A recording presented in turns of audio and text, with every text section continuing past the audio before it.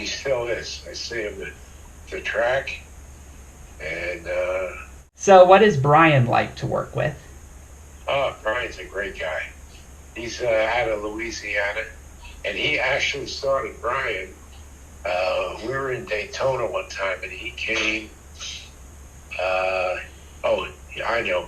He went to Raymock, in the Hills, Mm-hmm. and wanted to build him a modified car.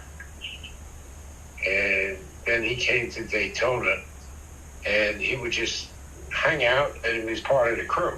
He changed tires. He did everything. And then he got to the point where he got some modified cars, and then an ARCA car. And in 2018, when I, quote, retired, unquote. Yeah, I remember that. Yeah. I said, listen, I got all the stuff. I got the equipment, I got everything. But you want to drive? You drive. So that's the way it's been ever since. Yeah, how exactly did that play out when you announced that it was going to be the last race and then you came back at Talladega and finished in the top 10? Yeah. Oh, we should have won that race. We were running maybe third, fourth, or fifth, and somebody in front of him got loose, and Brian let up. I said, let up? Man, you should have just stuck it down the floor. Wreck your wreck. But at least we could have won. But it was good. I think we were running third at the time, and the guy got loose. So, yeah, we didn't go to.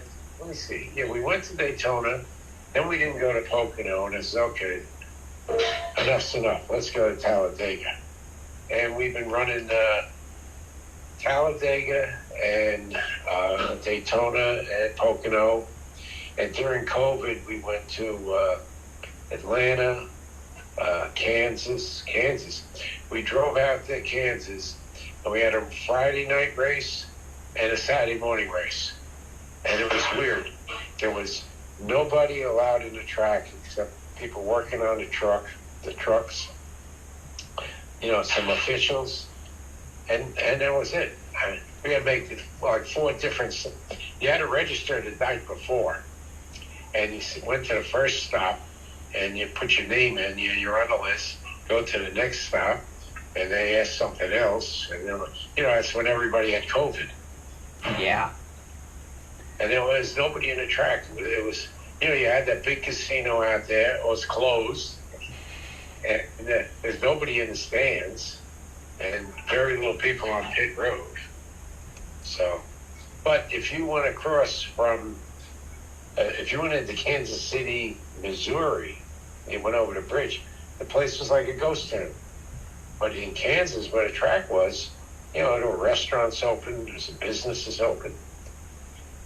But whatever, I don't even remember how we finished. I think you finished 37th in both races, if I'm reading right.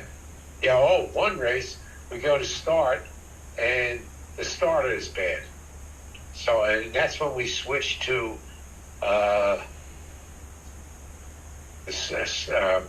you want to use a stock engine. You're using Ilmores. And I said, it must be a short. We'll change it. Nope, you're not allowed to touch it. So they changed for about $600. They changed the thing. And we got the other one. And it's just what it was. It was a loose wire, but we weren't allowed to touch it. So, but we had fun out there too. And that's the name of the game. For sure. What was the reason you ran more races in 2020 compared to other seasons? I'm not sure. Oh, we just decided, we were going to race. It was 2020, and I think we had 2021. Oh, somebody made us a big decal to put on the deck lid, honoring a bunch of the Speedway truck had Joe Germani, Colonel Joe Germani. He was one of us. He was a hero, war hero, a helicopter pilot with lots of tours, multiple tours in Vietnam. And unfortunately, he became a victim of PTSD, and we wanted to run in his memory. And the other truck, we had somebody give us sponsorship money, not much, a couple of bucks. Says, well, let's go to Kansas. There's 2 races at once. We get 2 races in at the same time. And Atlanta was similar. You know, they were close. It was the races way out west. Those were the tough ones to go to. So, Yeah, and you can't make any money. I know what you mean. If you broke even, you know, it was like trying to win the Powerball. But it was series was fun back then. You know, Wayne Houghton was running it. Yeah, Betsy Tyler, Lisa Short, and Wayne, I think Wayne's now in charge of Cup Series. Oh wow, that's impressive. Yeah, and you know, back then when I first started, you know, everybody was friendly, you had fun. Now it's just like the Cup Series used to be. So everything is business. But I'll say one thing: if you need something and you go to one of the teams, more than likely they'll help you out. That's pretty impressive. Great to hear.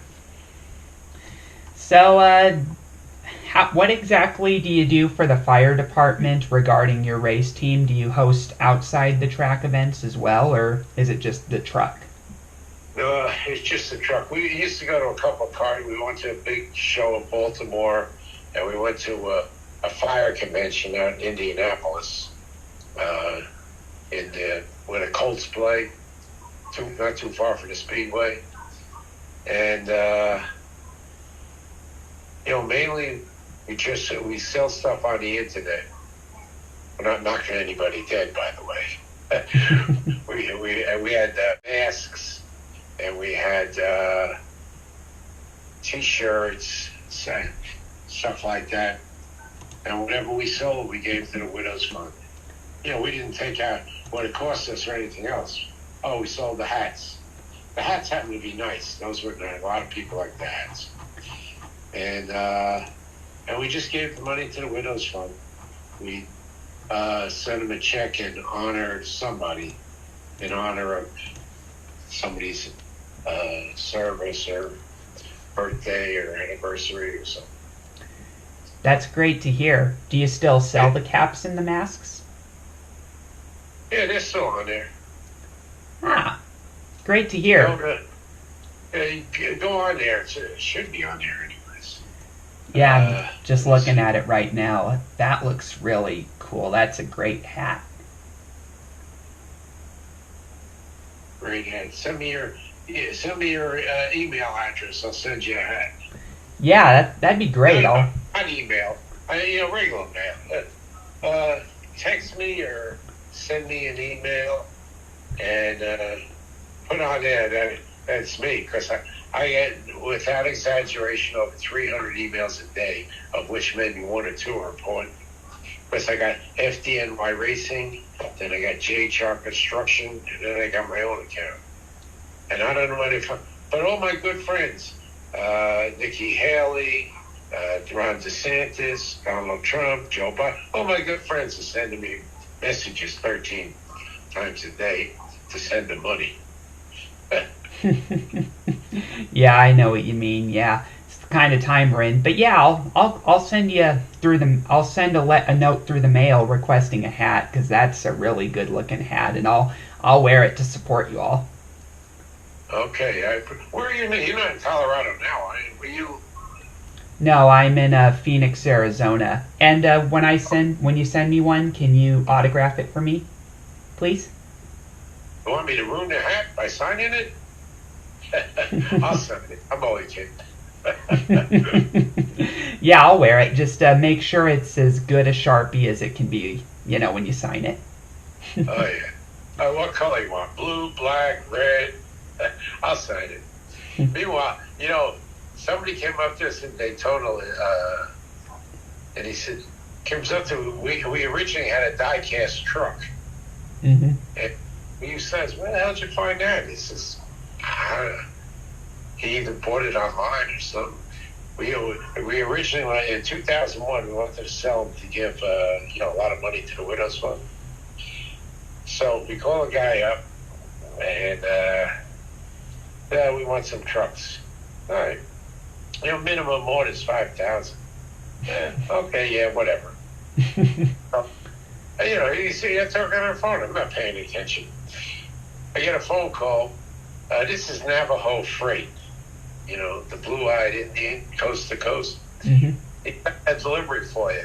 I said, okay, bring it over to my house. Yeah. The tractor trailer pulls up. I said, what the hell's in it?